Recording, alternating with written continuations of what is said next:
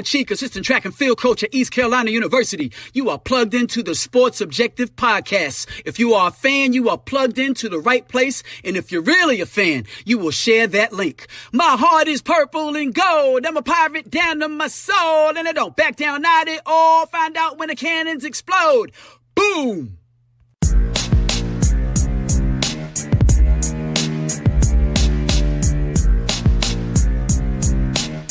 I got a question. What kind of pirate are you? I wanna know.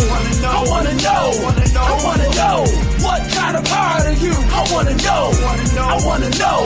I wanna know. What kind of pirate are you? I wanna know. I wanna know. I wanna know. What kind of pirate are you? I wanna know. I wanna know.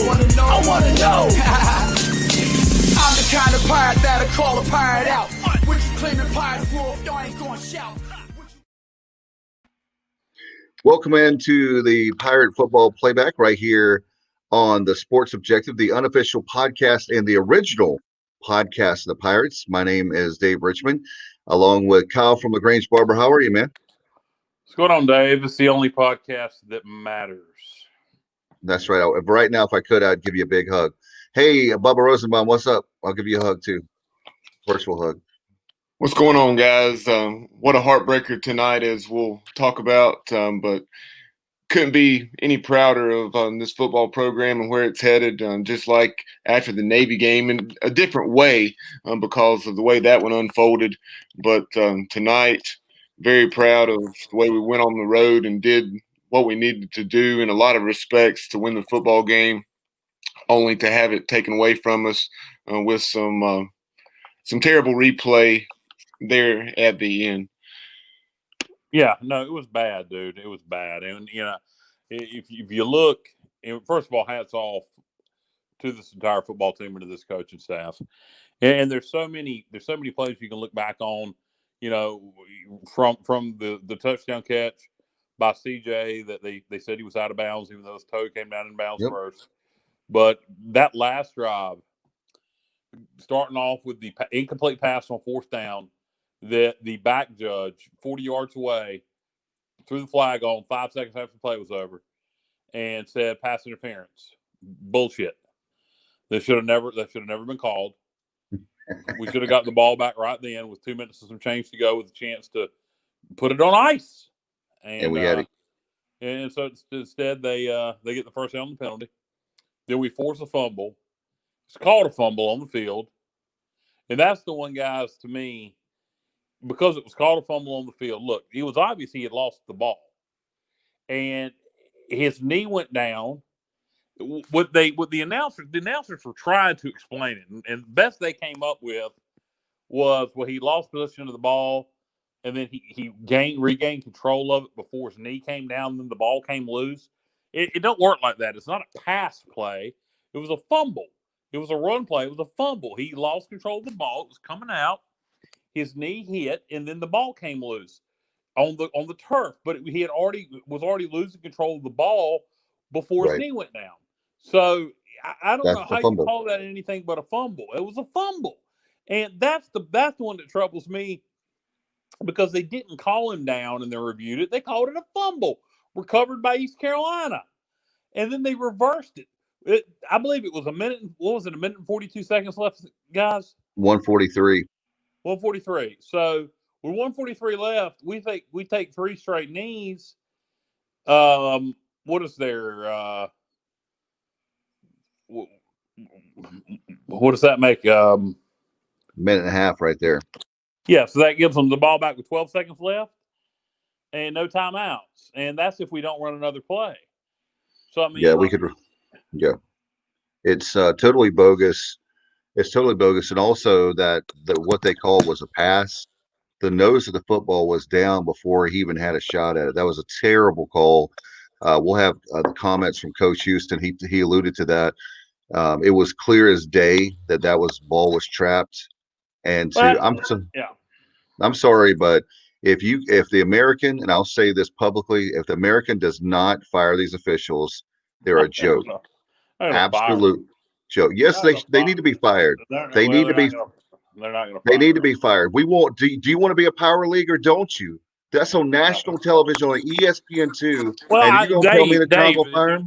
there's some point. At some point you got to look at something and go, was it incompetence or was it intentional? And if it had been one call on that final drive, I would have said incompetence. But when it's three calls, when it's a flag that was thrown by the back judge 5 seconds after the damn play was over, Right. when it's a fumble that was called a fumble and then reversed, it was clearly a fumble.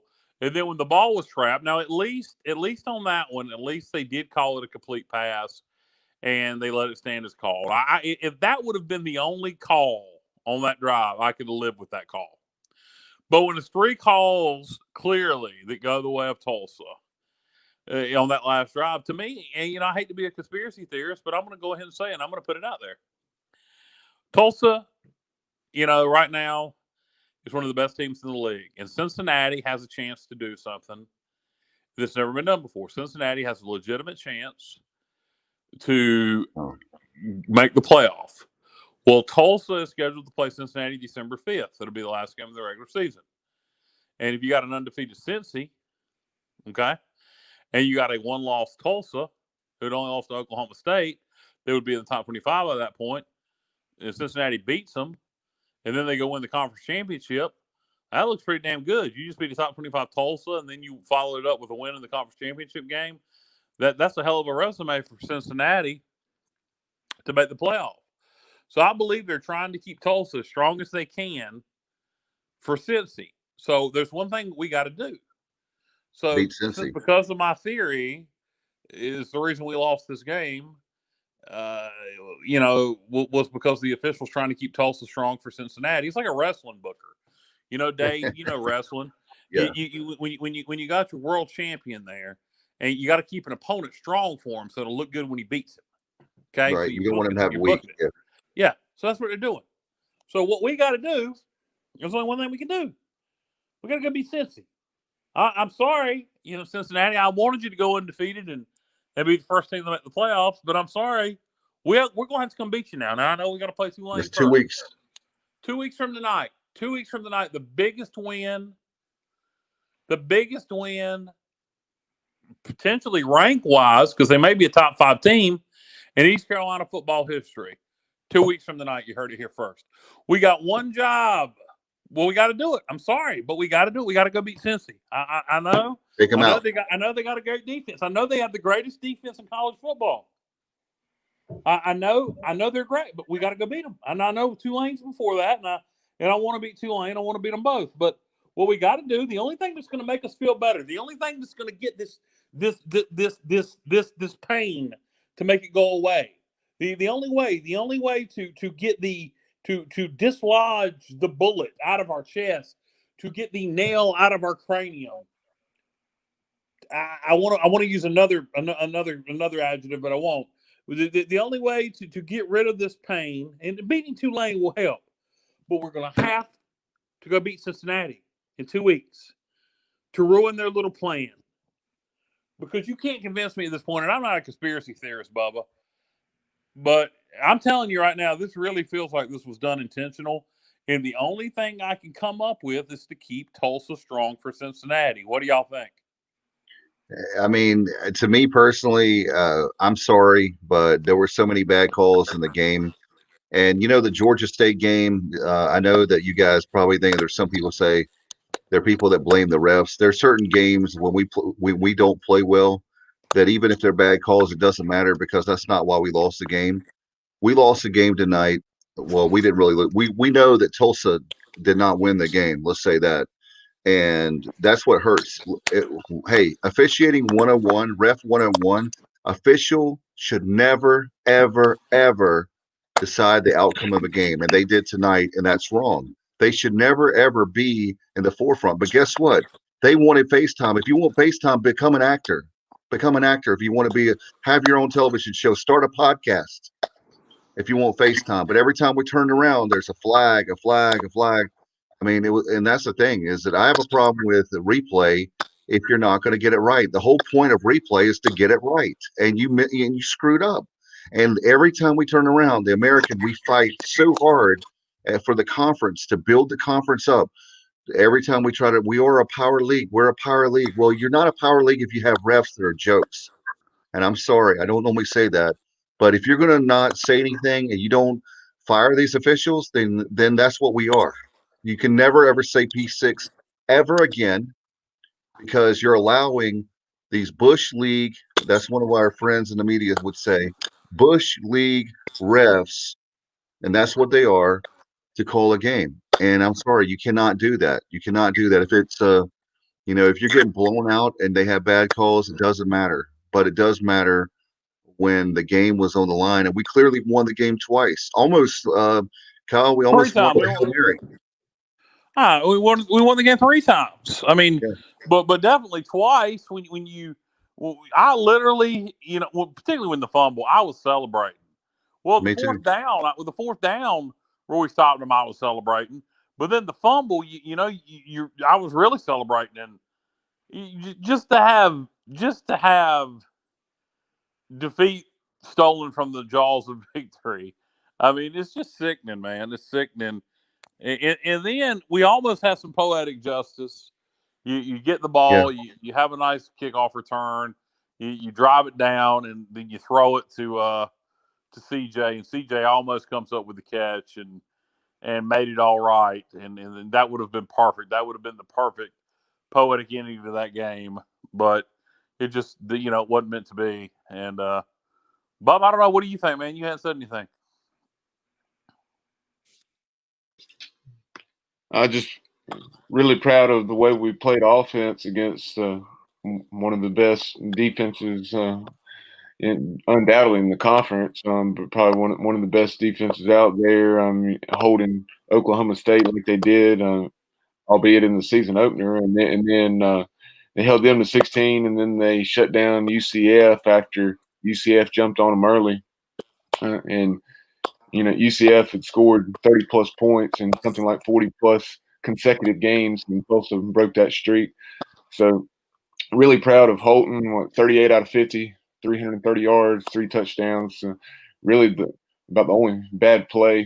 I'm sure there was more if you go back and look at the film, but the one that really stands out was the decision he made to when he was getting rid of it down there and threw the pick, and when we were coming out, they gave Tulsa the ball in the red zone. But awfully proud of the way we ran the football. Rajay Harris, another 100-yard game.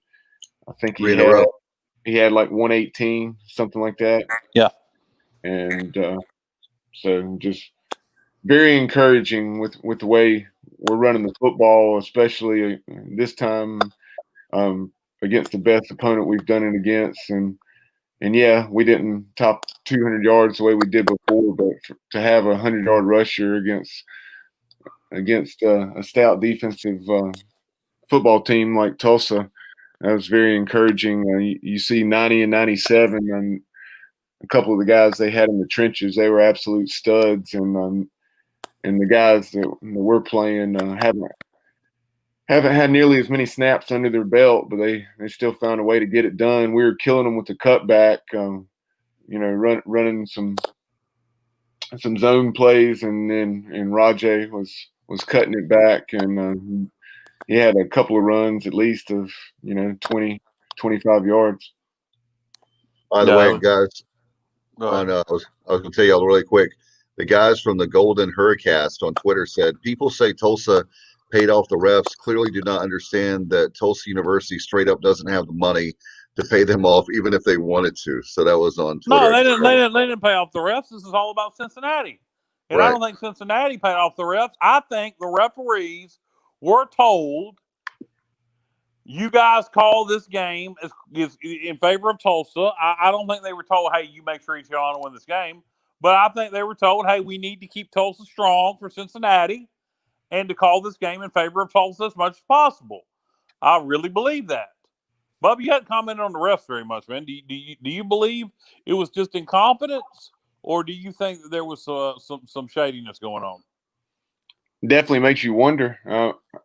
I definitely saw what you guys saw on the replays, and I thought they got them both wrong. I'll take Conference USA officials back. I think the football is definitely on the ground. Definitely. And then, I mean, I say on the ground. I'm talking about the one on the pass. I definitely think it was not a catch. And then when he lost possession, the only thing they could have said is that he regained possession and then was down. Even that doesn't even make any sense to me, Bubba, because I mean, I get what you're saying, but I mean, how can you regain possession of a fumble? I mean, how do you regain possession of a fumble? I mean, so if the ball gets knocked loose and then right, but then what if he's running down the field and the ball gets jarred out and then he catches it and keeps running? I mean, sure, but then, of a fumble. Right, okay, but then when you hit the ground, you still have possession of the fumble. When he hit the ground, the ball came loose. Right, they're saying he regained possession, and then when he hit the ground, that the ground caused the fumble. I don't see how he had time in a split second to regain possession. He didn't have enough time. Well, I'm not saying I agree with it, but that has to be what they're saying.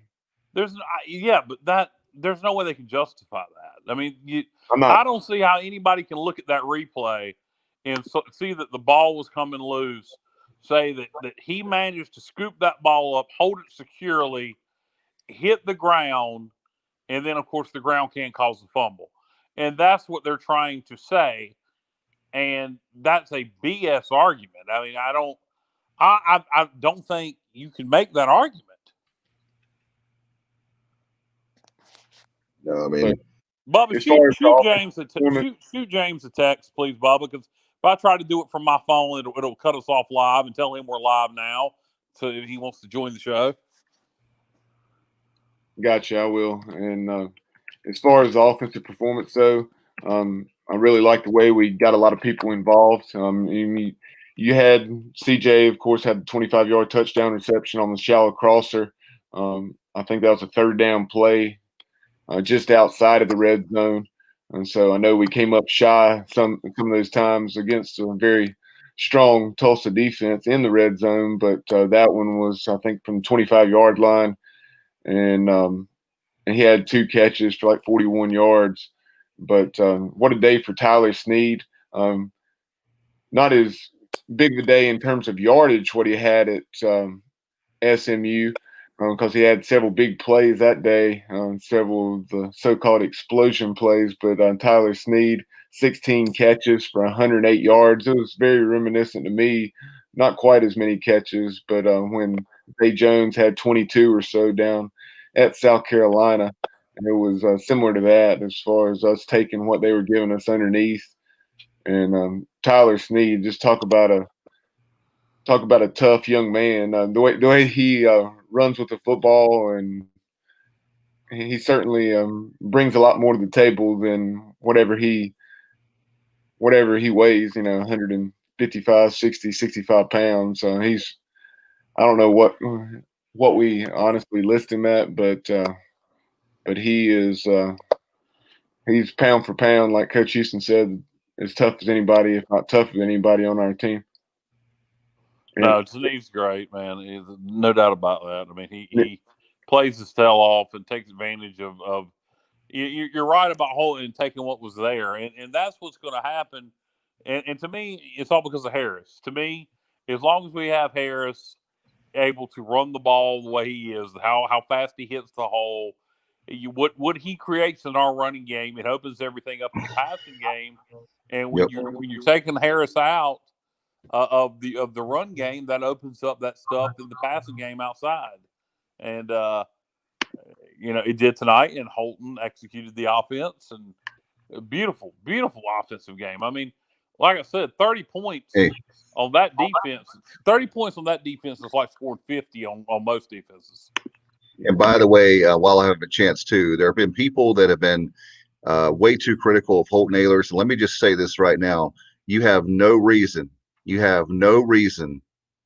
ever to talk bad about Holton Ahlers. When Holton Ahlers, you saw again tonight, and we got, you know what? And by the way, The American has screwed us 2 times. They screwed us 2 weeks ago when they wouldn't let Holt and Ehlers play. We would have won Navy. We should have 2 more wins. And so I'm sorry, but the American, you're on my list right now. Get your act together. That was a big joke tonight for the refs. And I'm sorry. I usually have more respect for the refs, but tonight I just can't accept what is not a loss. Pirates won that game, and Coach Houston will play the audio soon. But I know Coach Houston. One thing about it, you don't get the W back. You don't get the W, unfortunately. But I don't understand how you can call on that last drive when you know the game. You have to know the game. If you're a ref, you do not know the game is on the line, that you're going to make those calls. I mean, that's the thing that I'm, like you said, Kyle, if it's a one play here or there, then it's one thing. But it's that last drive was really, to me, I was losing my mind. I was having some cutting promos watching on television because I really felt like that. Like I said, I told my mom, I said, "Hey, we just won the game." My mom was watching with me. She was upset, and normally my mom never gets upset with ball games, but she was upset because she said ECU won that game. I said, "I know, Mom. I know what I mean." They, my mom even knew they won the game. So I think that it's a travesty. I think that there's a lot of people right now in Pirate Nation. The one thing I can tell you, if you look on your shoulder, we have the chip back. And when you heard the previous administration, when coach and staff talk about the chip, it was a joke. It was definitely a joke. But if I don't know what it takes to get a chip, but if you don't get a chip on your shoulder as a Pirate after tonight, I hate it for you. That's all I got to say. Yeah, and Audio Matosho, Audie had his best game as a Pirate, 7 catches, 76 yards, and then defensively we forced 3 turnovers. You had Warren Saba get another pick. Sean Dorso had a pick. And then how about Jair Wilson? Jair Wilson led us with 9 tackles. He had a sack and a half. And just with his length and athleticism, he's doing everything that we had heard about. Back in camp, Coach Houston said we're having trouble blocking him, and now you're certainly seeing why. Jair Wilson, hey, great thing about him, as is the case with a lot of these guys, is they're going to be back for a long time. So what we're doing right now, these guys are going to be playing in the purple and gold for an awfully long time.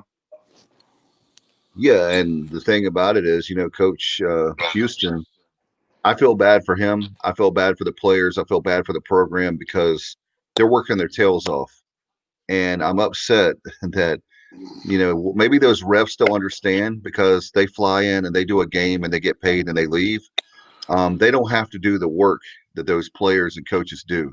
And and I know, Bubba, you've coached, how many hours do you think, and I've been at the small high school level, coaching, how many hours do you think we put in as just coaches? Is probably 80 hours a week. I mean, it's a huge amount, maybe way more than that at the college level.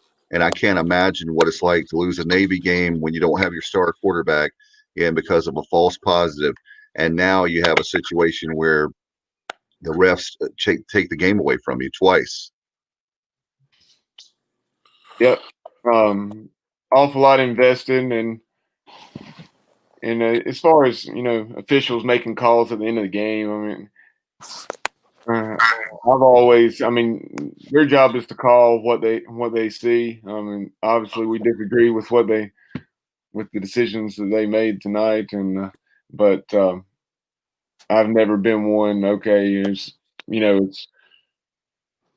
this amount of time left in the game, you can't call pass interference. No, if it's the final play of the game and it's pass interference, it's pass interference. Whether it happens on the final play or the first play, it's no different.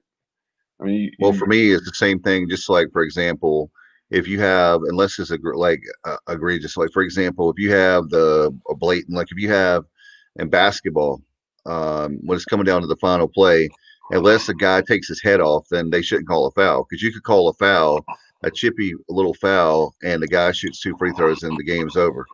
If it comes down to that, I know everybody can say it's different plays that make it, but again, that's a Guys, situation where the have y'all heard me snore yet? I hope I haven't snored. I just woke up. that's the way that we'll start having games, shows in the middle of the night. Have I snored? Honestly. No, I haven't heard anything. All right. Then forget I said anything. I've been awake the whole time. Hey Bubba, we're so boring. We put him to sleep. I'll speak for myself. I was so boring. I put him to sleep. I wasn't you guys. I dozed off and sleepy as crap. It's been a long day, and that game took a lot of energy out of me. It might have taken years off my life. But no, it's bad, man. It's bad, and now you got to bounce back and get ready for Tulane. And you Tulane's very good. You wonder at this point, do the boys, can they keep using this as momentum or motivation? They're obviously hungry, but at some point you get discouraged. And it's probably good we have an extra day to get over this because they're gonna be talking about this one for a little while. So obviously you need to win. We need to win bad. We're too good of a football team. We are the best 1-4 football team in America. We are too good of a football team to be sitting here with 1 win and 4 losses. We need to beat Tulane next Saturday, and I hope we will. Bubba, did you ever look and see who Tulane's playing this Saturday? No, I didn't. Yeah, you were talking, Kyle. That's a very good point about the Tulane game. By the way, fans will be next Saturday at high noon. For those that didn't know, at Dowdy Ficklin, and I guess still 3,500 fans. So I didn't make the cut. I looked again the email a couple of days ago. So once again, they are hosting Temple, Tulane. That is.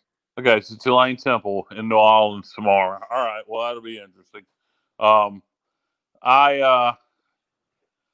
We need to find a way to beat the Green Wave. I mean, that's the bottom line. I think all the fans right now are starting to really believe. You go back to the South Florida win, then the Navy performance without Holton, and then tonight, all the fans are really starting to believe in this staff and what we can do. And there needs to be some payoff, and hopefully that'll come next weekend against Tulane. And something else we haven't talked about is I know it was during the second half. It was one of those times, it may have been even the possession where we had the field goal block. But I love what I'm seeing out of Coach Shank's offensive line. Those guys finishing blocks, and yes, we're extremely green there, but just the attitude and just the approach that those guys have, because you could tell. What's wrong, guys? Did I doze off again? Was I snoring? That time you were. You could tell that veteran defensive line of Tulsa was becoming frustrated, and we drew a personal foul or two against them because they were growing so frustrated that they were retaliating. Yeah, and that was because guys were finishing blocks, and it's been a long time since we've seen offensive linemen doing that consistently the way we have here recently. Yeah, our offensive line has improved dramatically, and you got to credit Steve Shankwaller for that. And I asked Rick Smith, back after that Georgia State game, I said, can offensive line improve during the season? He said, if you practice right, you can. And clearly they're practicing right. And that offensive line has improved dramatically since that Georgia State game. Yeah, I think that it's clear after that Georgia State game was a game that practice week, the week of practice right after that Georgia State game is when the players really bonded together. They actually believe in this coach and coaches, and they bought in. It's obvious they bought in right after that Georgia State game, because the Georgia State game, as we've talked about a lot, if they had played the way that they played the rest, we probably would have won that game. But we didn't play well, and Georgia State's a good football team, and we made them look like a great football team that day. And ever since that Georgia State game, they have played a lot better. and that's what Coach. Bubba. One of the things that and Kyle. One of the things that Coach Houston said last week is when you watch this team, he said you guys don't see it because I see it every single day. He said this team is getting better, and there's no question when you can go on the road. And when we won that football game tonight, and they had to get the refs to take the game away, that says a lot. They're improving every week. When that Tulsa, you remember how we were talking about the defensive line of Tulsa? The defensive line of Tulsa is great, and we still, Kyle, and I'll give you credit. We scored 30 points on those guys. They haven't had anybody score 30 points on them, and we did. And we should have had 34 actually, but you know, they didn't count it as that C.J. Wilson touchdown. They didn't count it as a touchdown. It was clearly a touchdown.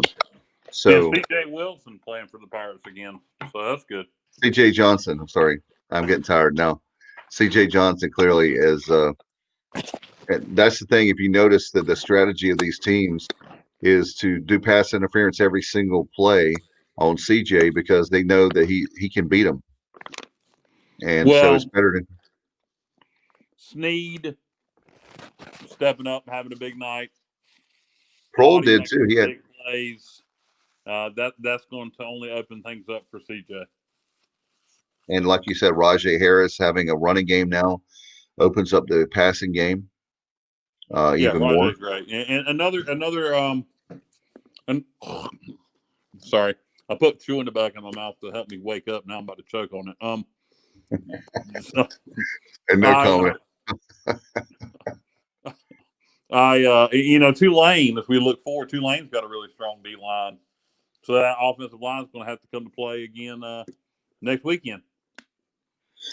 That's correct. And Willie Fritz's team, back in the day, that was a game that you felt like we should win that game. And now you look at the Tulane game, and they have a tremendous coach. They've got a tremendous program now. And, USF is the one game now that there's no Connecticut like we've talked about. So every single week is a tough task, and that's okay because I think the one thing that we see is these guys are ready. And I think the coaches have done a nice job of most definitely making halftime adjustments and adjustments inside the game where before we would be down and never have a chance to recover. Yeah, great job by the coaching staff. And guys, do you think maybe the conference was mad at us for making such a stink about the false positive test for Holton? Do you think tonight was any payback for that they were told to be tough on us? I think the first scenario came up makes more sense than. I mean, I see what you're saying, but I would say that it's more likely what you said to keep Cincy. That's the closest we've ever been. Yeah, that's the closest we've ever been. I mean, now that we're getting respect, where if you think about it, UCF would have been if this was this year for UCF in the past, or Cincy in the past, it would be like they were number 12 or 13 right now, and they already have Cincinnati up to 7. So I'm not saying they're going to get in the playoffs, or they even have a shot, but the ranking is definitely higher than we've ever had at this point. No, I think they have a legit shot of making the playoffs. I really do. All talking aside, I think Cincinnati has a legit shot, and I do think that's why they're trying to keep Tulsa strong for them. But we're just going to have to go beat Cincy and take care of all that playoff talk, and then nobody will have to worry about it the rest of the year. So we're going to be the spoiler, right? That's right. Bubba, as a former player, how do you handle this getting ready for Tulane? Do you how easy or hard is something like this to get over? How do you move forward as a player and get ready to play the Green Wave? You got to start looking ahead to them Sunday. And how do you do that mentally? How do you let this one go? I know my junior year of high school, the only game we lost in regular season, we lost 16-13, I think it was. But it was a game where we had a lot of opportunities that we didn't take advantage of, and just with all the hard work you put in, and if it doesn't hurt, something's wrong. That means you haven't invested enough. And that night, I couldn't get it out of my head. There's nothing that will make it better other than just continue to work and go back to doing everything that got you in that position in the first place, and just keep working hard. And then when that next opportunity comes next Saturday against Tulane, then hopefully we'll take advantage of it. And I really think we will. Yeah. Now, that was the only loss y'all experienced that year. These guys have experienced a lot of losing. Do you start to get in your head like, God Almighty, we did everything we could to win this game tonight. We outplayed them, and we still lost. How do you keep that from getting in your head that you're never going to get it turned around? Yeah, sure it can. I'm sure that's one of the things that Coach Houston was kind of alluding to there. Maybe not exactly, but in the post game, he said, I preach to these guys. We, as a coaching staff, preach to these guys. If you do the right thing, et cetera, then you're going to be rewarded. And then you have it snatched from you the way it was tonight. But he said, I got an idea.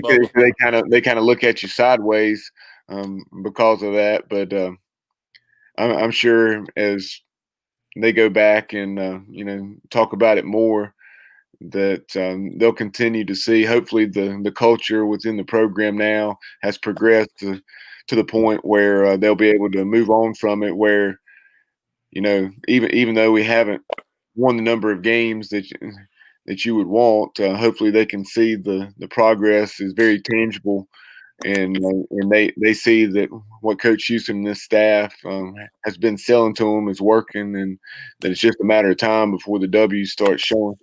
Hey, guys. Wait a second, Dave. As a coach, as a coach, and as a former player, if you were Mike Houston and you felt your team legitimately won this game, and they're down, would Sunday night you have a big surprise for them? Would you have steak and shrimp for them? Would you give them the victory dinner? I don't think so. Just as much as I see where you're going with that. And on one hand, I don't think you do, because I think that leaves them hungrier, even though they, in a lot of ways, deserve to win the game and really did win the game, but had it taken out of their hands with some of those calls there in the final minute or two. I just don't think you do that. I don't think it sends the right message. But I think that victory dinner, the steak, shrimp, and peanut butter pie will be getting eaten soon enough and much more frequently here in the very near future. Some other things tonight that really stood out that we haven't made note of. Josiah Hatfield, it was nice to see him back. He was returning kickoffs, and then you had he got his hands on the football a time or two on a jet sweep, and really liked the game that Coach Kirkpatrick called. Obviously, it's easier when you're staying ahead of the sticks the way we were, but that's part of it. The reason we were staying ahead of schedule and in good down and distances is because the game that Coach K was calling, and then what Holton and the entire offensive unit was executing. But let's see, something else. Just defensively, how about holding them to 3 out of 14 on third down conversions? And yeah, we've already mentioned the 3 turnovers we forced. And I really felt coming into the game, even though I predicted us to lose 35-20, their offense was good, but it wasn't like I couldn't see us slowing them down, and we definitely did that in the first half. And the second half, definitely not as much as we would have liked, but to their credit, in the second half, they did a better job. They were able to get better gains on first down, and put themselves in second and short to medium, 2nd and 2, 2nd and 4, and that success they had on those early downs, they were able to play with a little more tempo. But very, very proud of the defensive staff and the defensive football team. Coach Harrell has us headed in the right direction. I can't wait to see what we're going to develop into over the next several games and years. Yeah, guys, I want to read off Twitter tonight. DJ Captain Morgan Ehlers, he's a friend of the podcast and obviously dad of Holton Ehlers, and of course the PA announcer for many years at Dowdy Ficklen Stadium. He said, quote, "The AAC officiating crew and league should be embarrassed by the last drive. Horrible." And there's a lot of other things I want to read, but we can't because we're a family podcast, family friendly. Go ahead and read them. Just leave out the cuss words. There are a lot of people that are not happy about the officiating. Total BS. You know, people are. That's one of them. And I would happen to agree with that. So, Bubba, are you ready for the comments from Coach Mike Houston? Yeah, after the game, Coach Houston, of course, addressed the media via Zoom. It was pretty short and sweet. It was right at 9 minutes, and let's go to that right now. Just one moment, you'll hear from East Carolina head coach Mike Houston.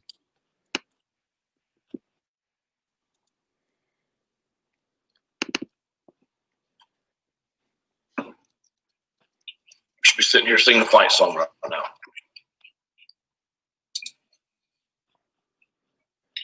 Coach, I know you can't talk about officiating, but the reviews in that last drive, both of them are very close. I mean, how close was it from your angle?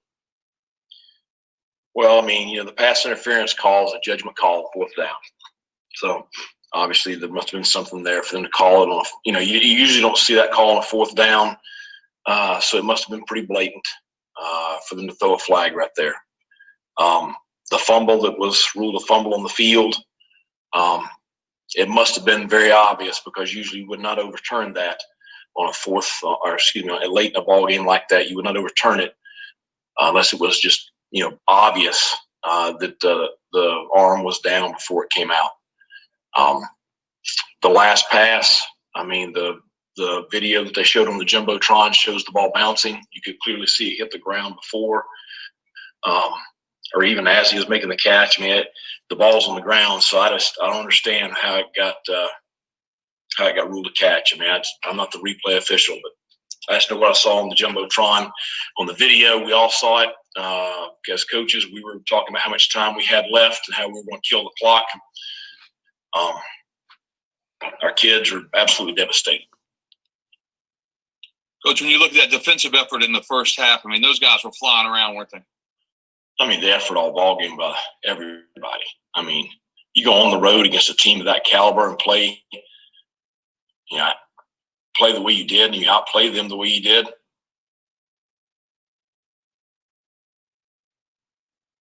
And I know you had some great individual efforts. Holton throws for over 300. Rajay he's a great freshman running back. Yeah, they don't really care right now. Thanks, Coach. Okay, we'll open it up to questions for Coach. Coach, it looked like some opportunities were kind of squandered early in the ball game to score a few touchdowns that might have made a difference. Nevertheless, they scored on a number of occasions, and they continue to improve offensively. Talk about the first half, how that went, and what's your opinion of how things went there? Well, I mean, obviously, playing on the road against a quality defense, we had some struggles there early, but still was playing well. We were able to get the lead there out of the gate, and we're playing well enough defensively to overcome some of the early struggles. And our offense did a great job there in the second quarter of getting us a good solid lead at the half. So, I just in the second half I thought we played very, very well. Coach, I had a question as far as the touchdown that was called, or the pass was called incomplete with CJ in the third quarter. It looked like his left foot was down. I want to get your thoughts on that. They told me that he got his toe down, but his heel came down out of bounds, and there had to be one continuous action. Therefore, it was an incomplete pass. Coach, what is the going forward in this week, when y'all relook at the film and kind of see these replays, is there a review process that you guys will send them in to the American? Yeah, we can send in any calls we want take them to take a look at. We can send it in. I mean, it's not going to do any. I mean, it doesn't get you the win back. That's the tough thing. It does not get you the win back. But that's, we'll obviously send in the calls we think need to be looked at. Coach, you're so close to turning the current corner here. You can almost taste it. What was your message? What did you say to your team after this game here tonight? I mean, how do you talk to them after that? I mean,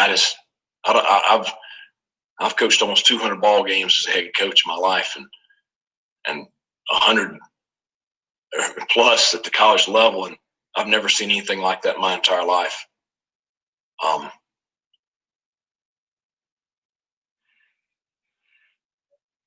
I mean, you look at, we dominated the time of possession. They're 3 of 14 on third down. We just two turnovers there in the first half hurt us. We were able to overcome those. Our kids just kept on playing. They kept on coming back. They kept believing. They kept fighting. It's just, when I sit there and I preach to them every day, if you do right consistently, day in and day out, good things are going to happen to you. And they're kind of looking at me sideways a little bit right now because they did the things they had to do to win the ball game. Coach, Jaira Wilson had a phenomenal game, a couple sacks, forced fumbles. Can you just speak to how well he played? I think Jaira's worked so hard to improve himself, and he's developing into one of the better players, I think, in this league. And, obviously was a huge impact tonight.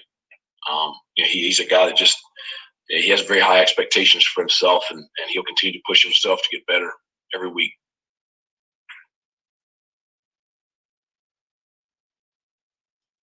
Coach, how impressive do you think it was for Holton to come back and especially play well early? In the first half, I think he was 18 of 20 or 19 of 21 passing in the first half, and that seemed to kind of set the tone a little bit, I thought, for the whole team. I mean, just how maybe important was that for y'all to get it off to an early lead?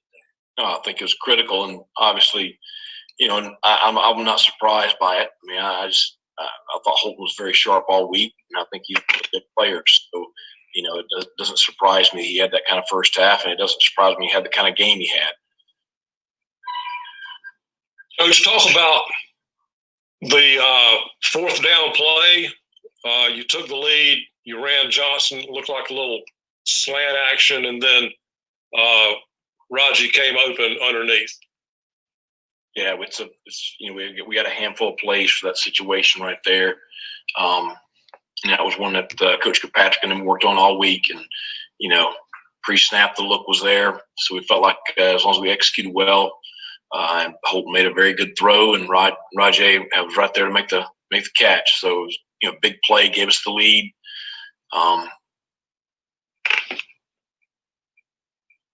Can you talk about maybe, obviously you got time, maybe if you kick a field goal and get a stop to kick another field goal for the lead, but you went for it and went for the lead?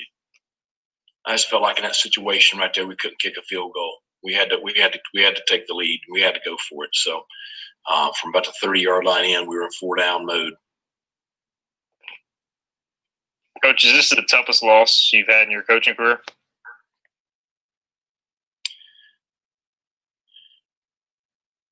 It's one I sure don't understand. I just don't know. I don't know what to say to my kids right now. I've never had that happen. Coach, this is it's much like what Tulsa's year went like last year. And I know this is not the way you wanted things to go right now, but this team continues to get better, very entertaining on television. And I think the nation saw how much improved this ball club is. It's got to be pointing to, better times ahead. Yeah. I mean, I've been saying it all along that the improvement's there, but it's going to happen. As long as these kids stick together and keep fighting for each other, it's going to happen. And I'm tired of saying that, though. We're all ready to celebrate. We're ready to get over the hump. We talked about it a couple of weeks ago.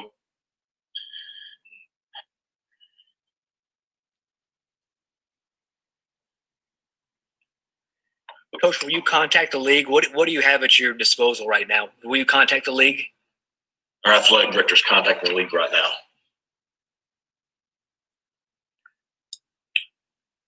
Okay, one more question for Coach. Coach, how do you expect that to turn out now that you're contacting the league right now? You can't go back. You got to move forward. We got to get ready for Tulane. That's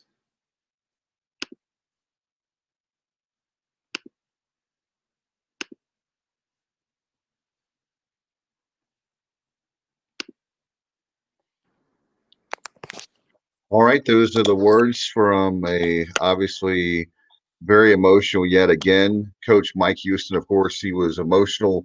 The 27-23 loss at Dowdy Ficklin 2 weeks ago, and very that right there, emotional I've never again heard tonight.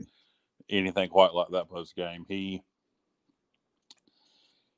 was holding back what he really wanted to say, and Yeah. it was tough for him to hold it back. He Oh yeah. He was so frustrated, so irritated. He feels like we feel they were blatantly screwed, and it's like you said, John Gilbert's contacted the league office. Well, what do you friggin' do? I mean, what is that going to accomplish? And I mean, I'm glad Gilbert's doing that. I'm glad he was Johnny on the spot doing it already. But what's it going to accomplish? It's not going to accomplish a damn thing. I mean, it's not going to get us the win back. They're not going to go, all right, well, East Carolina gets a win too. I mean, what I would do in this situation, and it might not make any sense to people, because I don't think, you can't take a win away from Tulsa. But I think we should be credited with a win also. I think when it can be looked at and determined that the officials blatantly cost East Carolina a win, I think it should reflect in the record books. I think it should say East Carolina has 2 wins, and you let Tulsa keep their win too. But you can't do that. That's not something that's done. So it's like you said, you got to move forward and beat Tulane. The only thing that's going to make us feel better is to win football games. And Tulane's next up, and need to find a way to beat them. They got a good defensive line. They got a good running game. But they're a team that we can beat. I mean, I think we can beat anybody in this league if we play like we have the last couple of weeks. Yep. So need to go out there, play good defense, play good offense, play good special teams, and find a way to win. We need to beat Tulane, and that's the only thing. I can guarantee you this: going out there and sulking and not having a good week of practice, and then going and getting our asses beat by Tulane, that damn sure ain't going to make us feel better. The only thing that's going to make us feel better is to go out there, bust our ass this week, practice hard, and then go execute Saturday and beat Tulane, and don't leave it in the officials' hands. That's the only thing that's going to make us feel better. Is to beat Tulane, and then get ready for Cincy. And you really want to make a splash. You really want to turn some heads. Obviously, take care of business against Tulane, but you want a crowd at the airport 2 weeks from tonight. You find a way to beat Cincy. But first up is Tulane. Hey, another thing you notice when a program's changing, you see little things like this in terms of responding when the other team scores. And us answering. We did that tonight. We're up 17-3. They get the second half kickoff, go right down the field, and score in less than 2 minutes. What do we do? Unfortunately, we didn't get 6 out of it, but we respond with an 11-play, 68-yard drive. And go right down the field ourselves. And then later on in the game, they had scored, and then we respond with an 11-play, 85-yard touchdown drive. And then right after they scored at the very end, and Keaton Mitchell ran that kickoff back to the 44-yard line. I really felt like we were going to find a way to win the ball game. I was like, hey, this is very doable here. 3 timeouts, and we're on the plus 44. Yeah. And so we didn't hang our heads then. We still believed that we were going to win the ball game down to the final play. Let me ask You you a know, question about that final drive, both of y'all. The play before the play before Holton threw it to the end zone to CJ. We tried to pick up another first down to get closer. Yeah. Would you guys have ran that play there, or would you guys have taken 2 shots to the end zone? I was a little surprised that we did what we did, given the scoring time. But in that situation, I guess that every yard helps, even though we were, because we'd have been, we'd have been at the 25 instead of the 29. It was something like that. But yeah, I get what you're saying. I was a little surprised by it. Not we had, taking in other words, we had timeouts. Something else, and you expect this on the road. I think when when the ball was snapped on one play, it was 15 seconds, and then it was showing 9, and then it ticked down to 8. So some people saying, "Well, hey, 1 second." Anybody that knows anything about it realizes that obviously 1 second's enough to get another snap off. So that was something I would like to have seen, whether that second should have run off or not. Well, we weren't going to get any help there, Bubba. Right. They were robbing us left and right.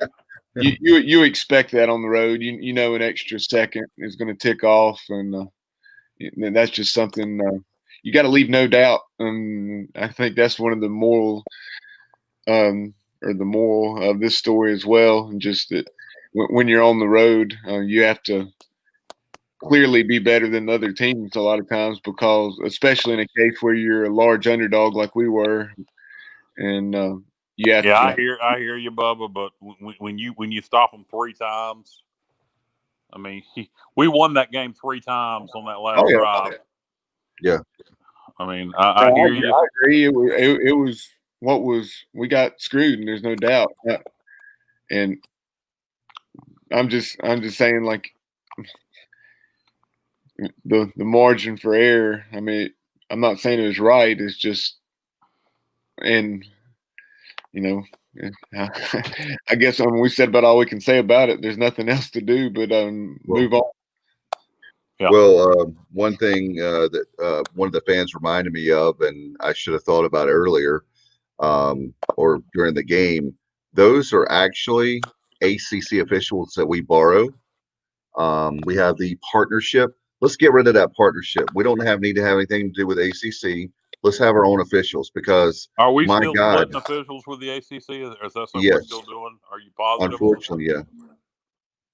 Yeah, as far as I haven't heard any different. I mean, we can look it up, but a fan brought that up on Twitter right after the game, and I just realized I hadn't mentioned that, and I'd forgotten about that. But it's a partnership with ACC. Not trying to hate on the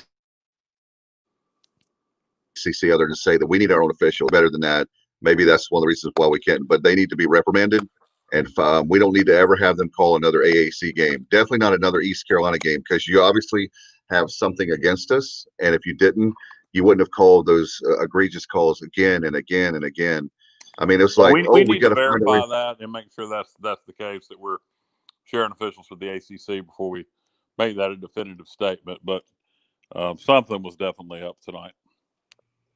Yeah, and by the way, wanted to mention too, our good friend Stephen Igo had tweeted out about the questionable calls, and then I know, Bubba, you sent me from David, our good friend David Glenn. DG wrote, Stephen's conclusion is absolutely correct. He was talking about the number 2 was particularly egregious, and that sort of thing should be get a replay official fired.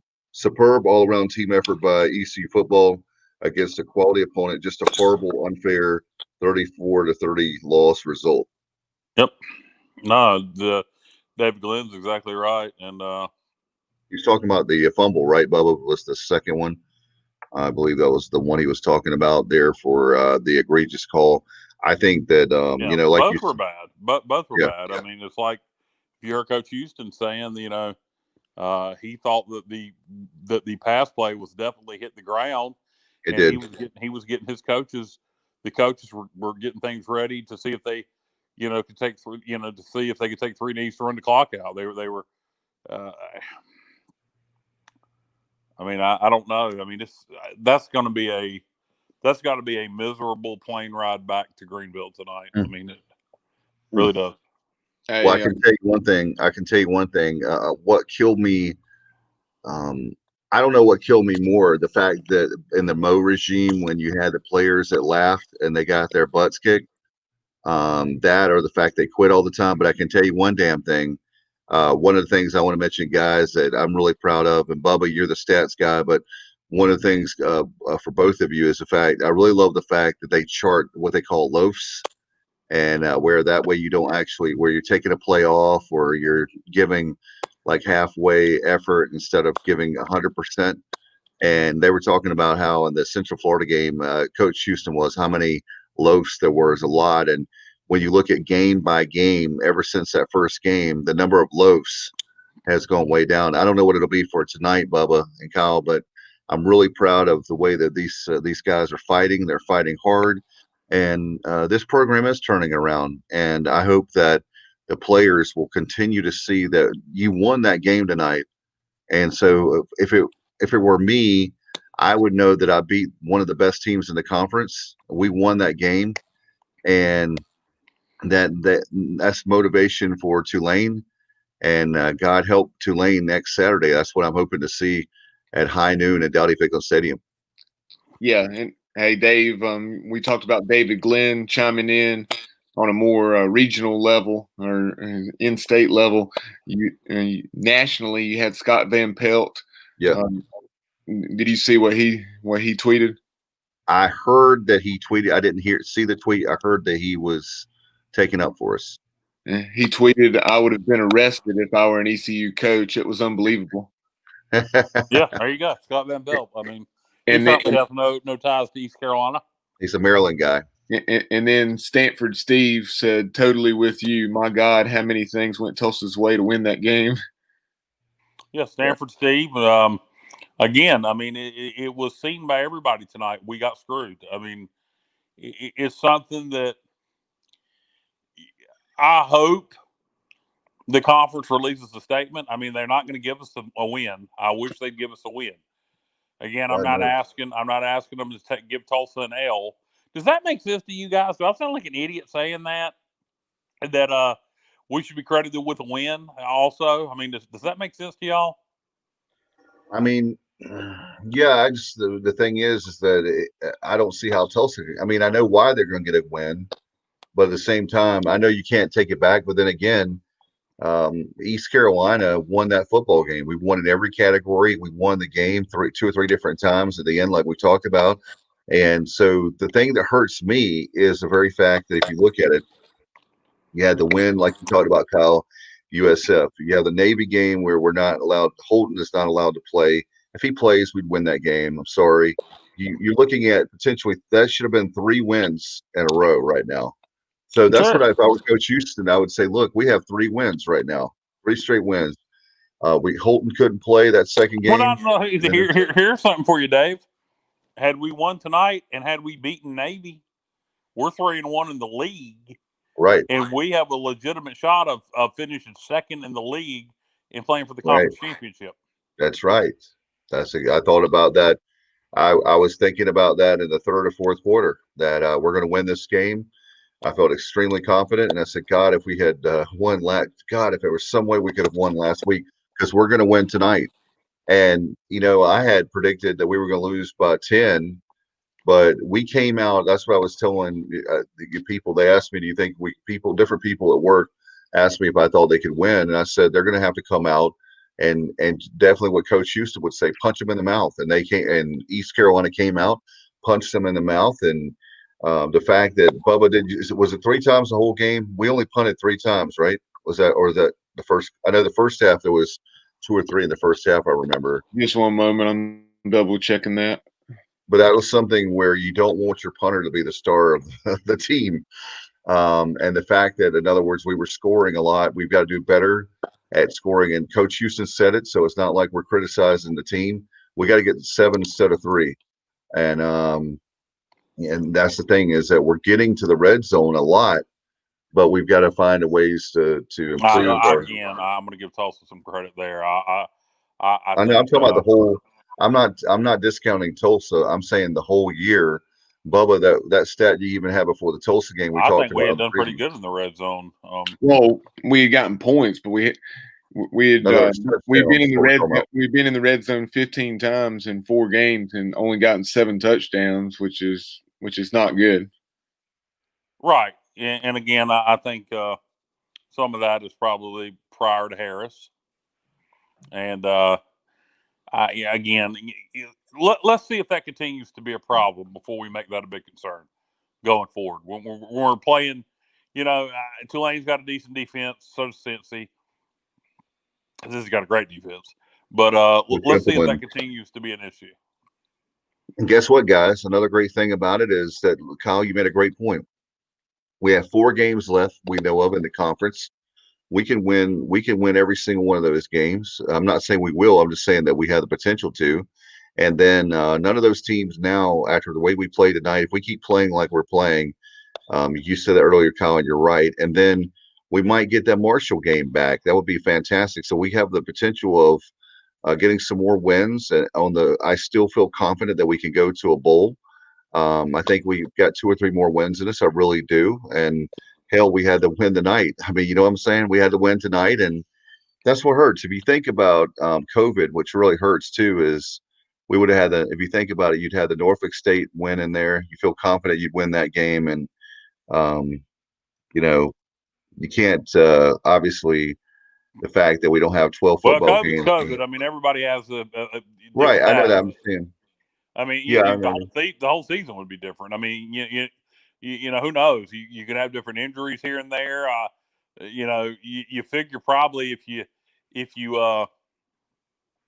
figure probably if you don't have COVID, we probably don't lose to Georgia State because we're already got Harris on the field by that point. Right. So, I mean, things could be different all the way around if it wasn't for COVID. But that's way big picture. I'm just ready to move forward, guys, and find a way to beat them. Yeah, I'm not gonna. It hurts, it stings, but I think, just the thing, just like you said, Kyle, how do you react as a team? Are you going to sulk and feel sorry for yourself, or are you going to see this gives us more motivation? We won. We basically have won 3 straight weeks, and the fact of the matter, if you're Tulane, they should be really nervous. They should be really scared coming into Dowdy-Ficklen, knowing that that we got robbed, and knowing that I'm not anti-Willie Fritz. They've got a great football program, and I'm not anti-Tulane. It's just the fact that I think East Carolina, the next 4 games are going to be very dangerous. And if you're anybody in the American, the last thing you wanted is to have something like this happen and then have to play East Carolina, for sure. But hey, Dave, anyway, yeah, go ahead. Very quickly before we wrap things up, some more reaction, this time from close to home in a sense, from the head football coach at Wood River High School, that being none other than Captain Carden. Shane chimed in and said, "What fight from this team? Everyone knows how bad those calls were, and good things are happening at ECU, whether the refs like it or not." Yeah, I saw that.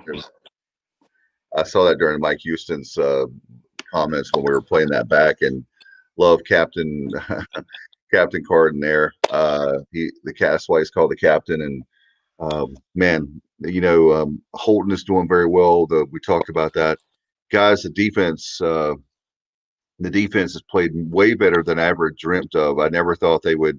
I'm not saying they're great, but they've improved a lot more than I expected at this point. And again, we have 4 games, we know, conference games left, and if we get that Marshall game, that's 5 more games. And if we could find some way to win a few games, we got a shot to make a bowl. So I'm going to, until we know that we're not going to a bowl, then I'm going to still keep hope alive that we will. And I still believe in this team. I believe in the coaching staff. I think that, I mean, who out there doesn't believe in the coaching staff right now, and who doesn't believe, Bubba and Kyle, we've talked about before the fact that when you looked at the games before, you knew that we were going to get pretty much killed in the Mo era. Now we are competitive, where we have games that are, literally fourth quarter games and games that were in the game. And now what it comes down to, once again, is finding a way to win. We won tonight, so That lets me know that the team is getting confidence and they have the swagger. They have, before we had a coach said every week that we had a great week of practice.